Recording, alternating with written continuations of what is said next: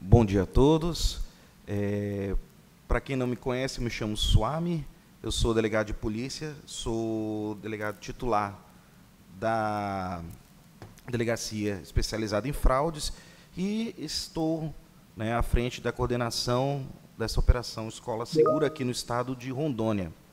Como é que funcionou essa questão toda, Antes de tudo, eu quero também agradecer a presença de todos da imprensa aqui, sempre parceiros, e que a gente tem sempre estão levando, sendo a nossa voz, levando essa comunicação, esse estreitamento nosso com a população, e, conforme eu vou falar logo mais à frente, vocês também foram essenciais nesse trabalho que desenvolvemos. Cumprimento a doutora Tânia, deputado Cirone, coronel Marcos, todos os demais autoridades aqui presentes. Privilégio de poder estar com os senhores e com as senhoras. Eu gostaria de que pudesse compartilhar com vocês, aqui, projetar um material que eu coloquei para poder auxiliar na compreensão dos senhores e das senhoras sobre o trabalho. Então, de forma bem simples e objetiva, o que foi essa operação no âmbito da Polícia Judiciária? A partir dos eventos ocorridos tanto no dia 27 de março em São Paulo, quanto no dia 5 de abril em Santa Catarina, eventos esses que foram de ataques em escolas que vitimaram, um foi uma professora, outro foram crianças, nós sabemos que ali instalou-se no Brasil inteiro um sentimento de pânico, um sentimento de medo, e uma necessidade urgente de uma resposta pelos órgãos estatais, especialmente a segurança pública.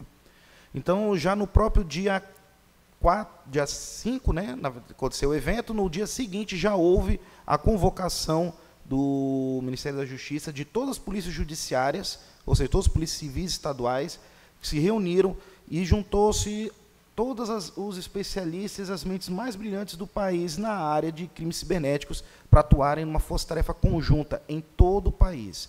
O que foi feito aqui é espelho daquilo que foi feito em todo o país, na ação conjunta e contundente em enfrentamento a essas ameaças. Como vocês perceberam, a maioria das ameaças ocorreram pelo meio cibernético, mas não se limitaram a ele. Naturalmente, tiveram muitas ameaças que aconteceram no meio físico, no contato pessoal entre professores e entre alunos e alunos também tiveram muitas ameaças desse tipo, pichações, bilhetes e outras coisas dessa natureza aconteceram nesse período.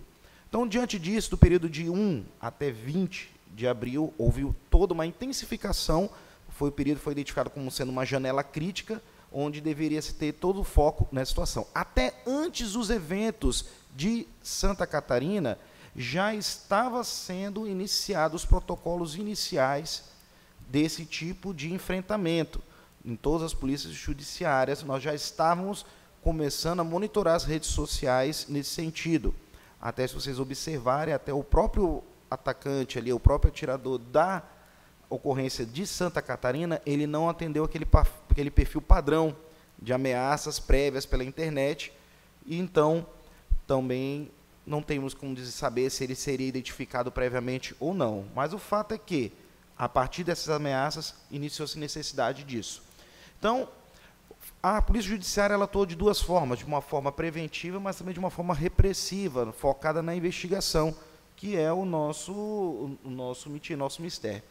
Nas ações preventivas, o caráter educativo foi todo na questão, principalmente, de contato com a população, seja na divulgação de ações, seja também na aproximação com a comunidade escolar, especialmente no interior do Estado.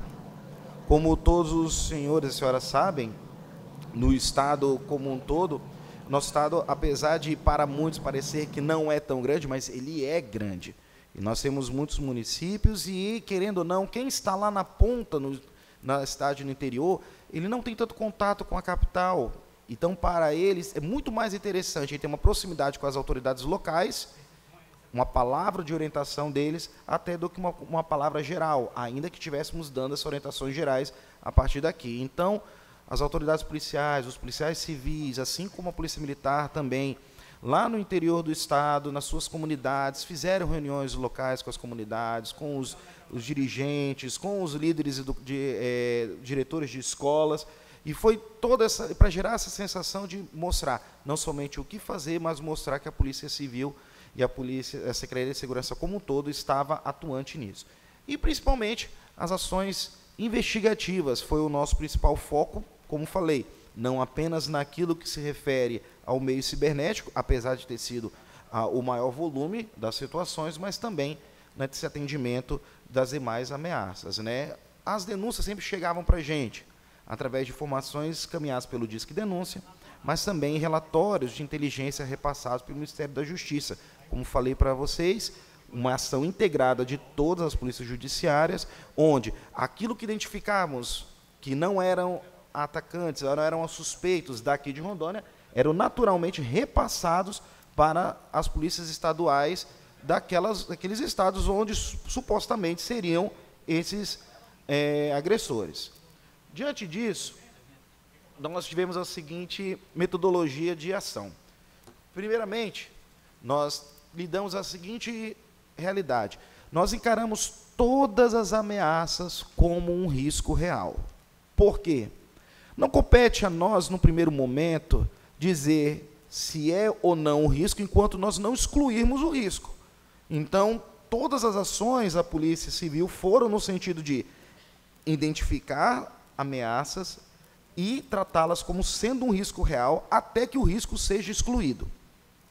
Então, basicamente, é o seguinte, todas aquelas ameaças, principalmente aquelas que vieram pela internet, que foi o maior volume, nós tratávamos em tentar identificar autores dessas ameaças. Então, empreendemos investigações nesse sentido, tivemos aí um alinhamento com as plataformas das redes sociais e conseguimos identificar muitos autores dessas mensagens. E, logicamente, nós não temos bola de cristal, então nem sempre era possível identificar a autoria dessas mensagens. Mas quando eram mensagens em que você tinha um ponto de ataque definido, onde a ameaça se dirigia a uma localidade, a uma escola, a uma pessoa, naturalmente, nesse processo de integração, o que nós fizemos? Nós sempre repassávamos essas informações para a Polícia Militar, e a Polícia Militar fez seu papel de atuação ostensiva e de poder prevenir também, dessa forma, inibir qualquer ação dos criminosos. Um perfil muito claro também nisso é que, sempre quando há ameaças desse sentido, ataques nesse sentido, como aconteceram nos estados de São Paulo e Santa Catarina, há um fluxo muito grande de mensagens circulando. Ora, de ameaças que podem ser potencialmente reais, mas principalmente de fake news, principalmente de mensagens falsas para poder gerar um sentimento de pânico. E aí, nesse momento, eu vejo que foi muito importante, inclusive, a participação da imprensa nesse sentido, porque nos auxiliou na divulgação daquilo que não era verdade e daquilo que era verdade, em demonstrar que para a população que os órgãos de segurança, que os órgãos estatais estavam fazendo o seu papel preventivo, seu papel de atuação, tanto na investigação quanto no policiamento, em todas as esferas estavam sendo feitos protocolos de atendimento imediato a isso. Então, houve um foco muito grande nisso. Me lembro que os senhores todos devem ter acompanhado, nos primeiros dias houve uma corrente de mensagens, num fluxo muito grande, pedindo e colocando, e parecia que era aquele telefone sem fio, né? A cada mensagem que via, aparecia um nome novo de uma cidade, onde seria o ataque. Aí mais uma cidade, mais uma cidade. E com o tempo a gente percebeu que eram mensagens que eram apenas para causar pânico, e logicamente, fizemos a divulgação disso para poder acalmar a população.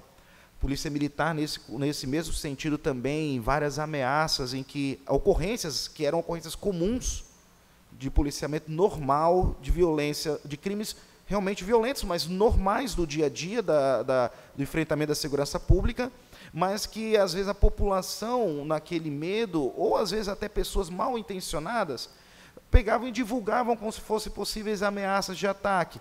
Mas a Polícia Militar também vinha, através da comunicação social e com a ajuda da imprensa, trazendo aí a pacificação, mostrando que não era aquilo que estava sendo veiculado.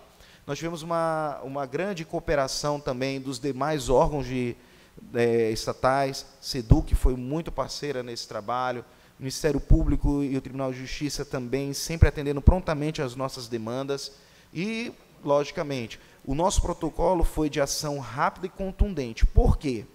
Porque sabíamos que a maioria das ameaças elas eram infundadas, eram ameaças, na verdade, de pessoas querendo chamar atenção.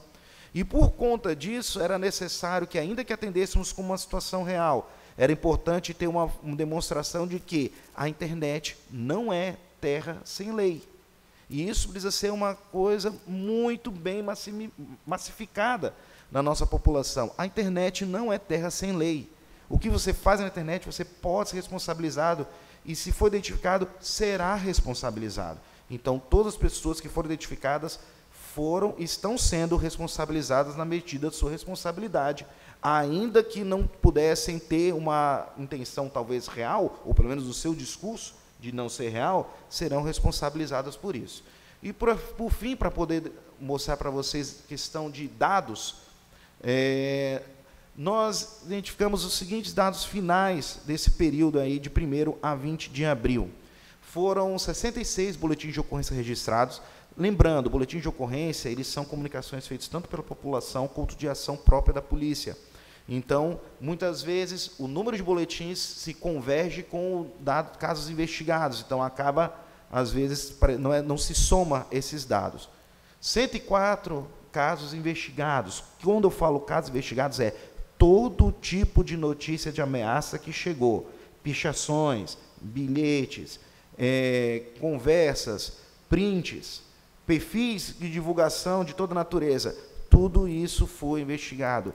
Lembrando, isso foi uma ação conjunta de todos os departamentos da Polícia Civil, essas investigações. Esses resultados não se restringem ao que foi feito aqui em Porto Velho, mas em todo o estado de Rondônia, por todas as unidades. Foram realizados 156 oitivas, ou seja, pessoas foram ouvidas, foram 156 pessoas ouvidas acerca desses fatos. Foram cumpridos 22 mandados de busca e apreensão.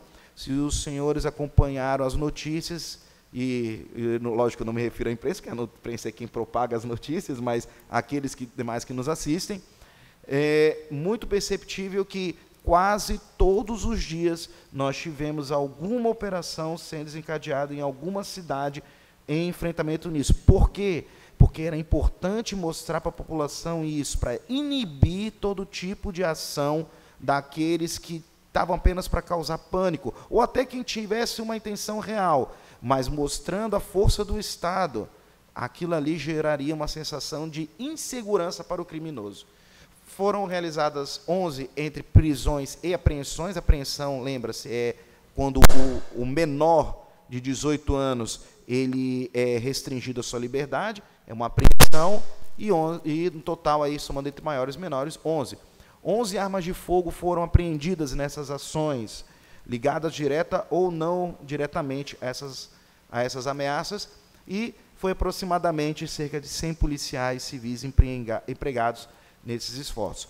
A gente repete, então, que o comprometimento da Polícia Civil nesse tipo de enfrentamento, essa operação pode ter encerrado agora dia 20, mas a atuação da polícia de forma preventiva, de forma a apurar as ameaças que surgirem, ela é contínua, não se limitando a esse período. Então, por isso que nós continuamos incentivando para que todos aqueles que tiverem informações, tiverem denúncias nesse sentido, continuem reportando à polícia, porque elas serão e continuarão sendo apuradas. Agradeço a todos pela oportunidade